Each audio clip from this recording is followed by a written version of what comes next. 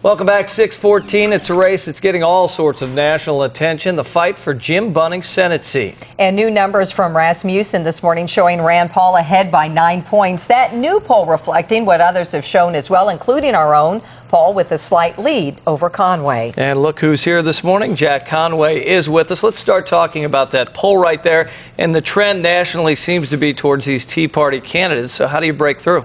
Well, I think you break through by saying that I'm going to put Kentucky first. I don't think Rand Paul seems to get Kentucky. I mean, he can't really describe how Harlan and Hazard got their name, for example, in a national publication. He spoke last week about thinking that the drug problem is not really a pressing issue in Kentucky. I mean, what planet has he been living on? I'm going to the farm commodity breakfast this morning. He's spoken out against the United States Department of Agriculture.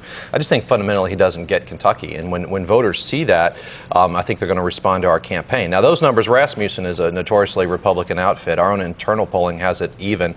I've seen several polls that have us tied in the low 40s. Now, our poll had him still with a slight lead. Your poll did, but your poll never had me win in the primary either, Rachel.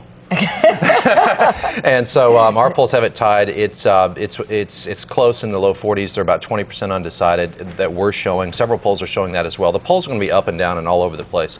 But we're going to take our message to the voters of Kentucky, and I'm confident we'll win on November the 2nd. Let's talk about the WHAS controversy, because everybody weighing in, a lot of people going, well, is it really part of my job to weigh in on it? But it has become such a controversial issue. Rand Paul, we spoke with, said he pretty much opposes it and wishes that people would just donate to a freedom center or something like that. Your stand on it? We really haven't heard a stand from you exactly on your thoughts on it. Well, I actually answered this question on a national radio show yesterday, Rachel. I think this is an issue primarily for New York City.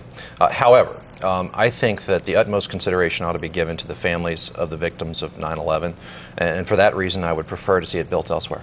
Let's talk about the Bush tax cuts. There was a time, I think, when you said we should not go through with those tax cuts or cut them off. What is your position on the Bush tax cuts now? Andy, I've been consistent on this issue since 2002. I was one of the few Democrats in 2002 that said I would have voted for the Bush tax cuts. And right now, I don't think that it's any time to be raising taxes in a time of recession.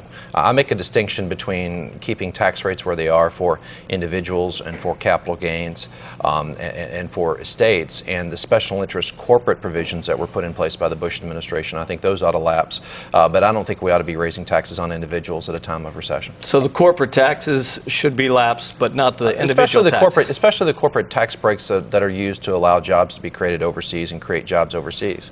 Issue number one right now is jobs. And anything in the corporate tax code that prevents us from creating jobs here in America is something that needs to lapse, and that's sort of where I draw the distinction. And we have a series of debates that we're partnering with the University of Louisville. I got to ask you this on the air. Rand Paul has said yes to this debate with us. Will you say that this morning? I'm prepared to debate Rand Paul in Louisville and on TV. I think that's one of the ones that we're talking with him right now about possibly accepting. In our specific debate? Yeah, I would love to debate on your debate. I'd love to do a debate on WHAS TV. We've tried to set a meeting to agree on the debates with Rand Paul's team, and they sent out an announcement the night before and didn't really negotiate in good faith. So we want debates in Kentucky. We want them televised. I know he's only accepting Fox News as a national debate. For example, Meet the Press wants to have us on, and he will not accept that. So I'm willing to go on Fox News with Chris Wallace if he'll go on Meet the Press and CNN as well, and make certain this thing is, as they say, fair and balanced. And now yes, both of you I